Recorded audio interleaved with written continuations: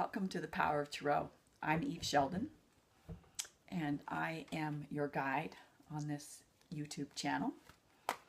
And we are headed off on a wonderful journey, learning about tarot, spreads, readings, and how energy works in the psychic world and our world in general.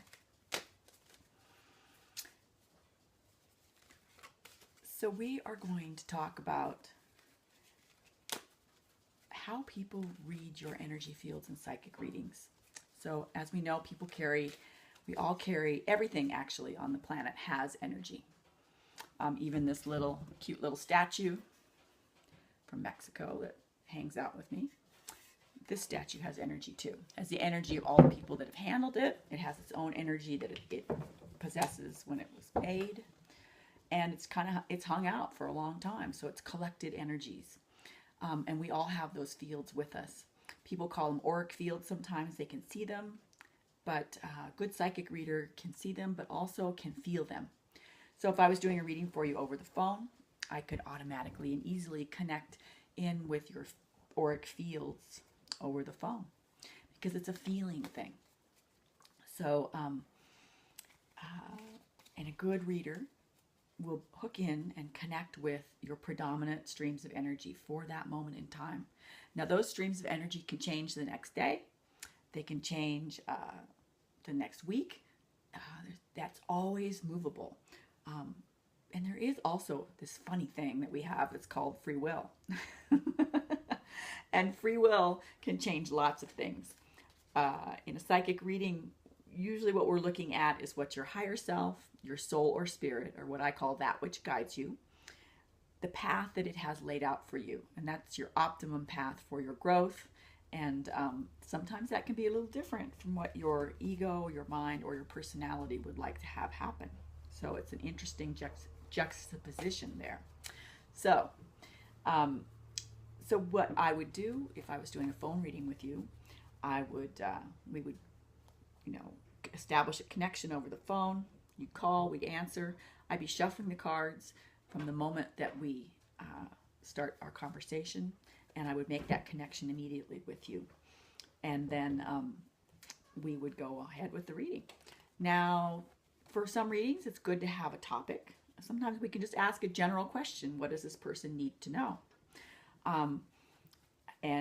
But most of the time people do have specific topics that they would like to know about. But I always find too, if we just go general, usually their specific topics will always come up because their guides or angels or that which guides them, whatever they would like to call it, it pretty much knows what's going on, because that's your guidance system. And my goal in readings is to help people learn how to tap into their own guidance system so that they can go off eventually and do that on their own. Trick is to start to really hook in to that guidance system, to understand it and how it works, and to recognize the signs of when you get guidance from your inner guidance system. Now, it can be something as subtle as, you're at the stoplight, you were planning on turning right, all of a sudden you get sort of like an idea of, oh, I think I'll turn left. And hopefully, as long as it's safe and you don't mess up the traffic flow, you turn left. You go in to a store. Oh, I needed something. You go into the 7-Eleven. You go in to get your drink. And you meet someone in there that you haven't seen in a long time. And you have a great conversation. Boom. That's your inner self, or higher self. That's your inner guidance system hooking you up with that person. You listened to it. You acted on it. Now, a way that you can get more of that guidance is to literally bless it. So by acknowledging it. And if you drove off from the 7-Eleven, you said, oh, thank you so much for, thank you for that conversation. And thank you for allowing me to follow that left turn sequence. Then you will get more of that. So wherever your head's at, wherever your energy's at, is what you're going to get more of. So if you can possibly recognize that guidance, even in hindsight, give thanks for it, you're going to get a lot more of that. So that's one way that you can start to recognize your guides, angels, or that which guides you. And I call it your higher self or your intuitive self, which is always, always wanting to contact you. It's almost like a radio station that you've got. And if you tune to higher self, you can always get in there. Now, sometimes they're static. your mind, that things going on, you're thinking about your shopping list or whatever, things you got to do, problems. So sometimes your mind will set up some interference there. You may need to lessen that, ease your mind, and then you'll allow that inner guidance to come through again. Sometimes it's just getting yourself in a place where you feel really good and you're relaxed, and that inner guidance can flow. There's a little bit of an art form, and we'll probably talk about that a little bit more later on. I call it surfing the wave. So what we're going to do tonight, we're going to let me do a little sample question here, and we will shuffle the cards. Now when we shuffle the cards, what we're doing is we're putting the energy into the cards. So once again, on a phone reading, if I was doing a phone reading for someone, I would begin shuffling the cards after we'd established a connection. We were having a couple words together, boom, shuffle the cards, you got them. Or someone's in person doing a reading with me, they will shuffle the cards themselves. They're just putting their energy into the cards. And then the cards will then be representative of their higher self or their spirit's path for them. Love to look at the cards as a form of advice and guidance. We're always looking for outcomes because we're human. But really the benefit in most readings is that guidance and how to get to that goal. And that's where our growth comes in, and that's what we need to learn about. So that's where they can be most helpful. So we're going to ask a question. We're going to have this little figure hook into its energy.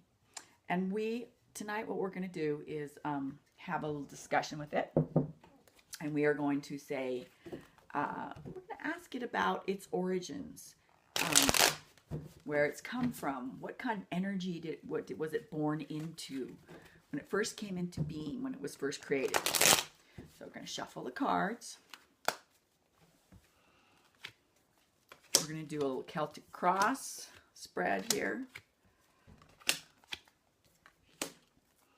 Now the first card we're coming up with at the head of the spread is the Fool card. Now the Fool card shows things happening in new directions. So we're asking this little figure, we'll call it Esmeralda because it does come from Mexico. So Fool card is about new beginnings, but new beginnings with much less baggage. The Fool carries a little hobo sack and can kind of just scamper off just unknowingly off into the future. So this figure is saying it just didn't have much prior knowledge before it was created, before its inception. At the heart, we have the Moon card. So talking about things being very mysterious for this figure, and that was the energy that it brought into the world, was that mystery, that not knowing. Sometimes the Moon card can represent things hidden in the subconscious as well. Now, Seven of Cups energy is also there at the heart for the figure, for Esmeralda. And what that shows is breaking old patterns. So that's at the heart for this little figure's lifetime. So it wanted to break old patterns that it had carried and maybe brought from previous, when it was in previous forms, when it was clay on the riverbed. It got some patterns in there, and now it's time to break those old patterns, those old responses. So the Seven of Cups is kind of the card of breaking old addictions.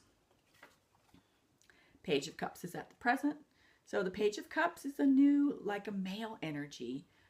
It's definitely a male energy, younger, because it's a page. Cups represent, coins represent the earth, money, and work.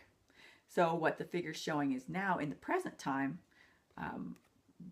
learning about male energy and on the earth. Interesting. Because Esmeralda is a female. The outcome card for Esmeralda is the Ace of Coins. Now the Ace of Coins talks about, money, work, and a very grounded energy. The Ace of Coins, that's the biggest success card in the tarot deck. So Esmeralda is going to be very successful. That's her outcome card with work, money, and being very grounded. So this little statuette, her future is to be very, very, very grounded, starting out with no knowledge. But really, it's a lot about her stepping into the world and becoming a very grounded little figurine. So that is our sample reading. And we will tune in very soon. Bye-bye.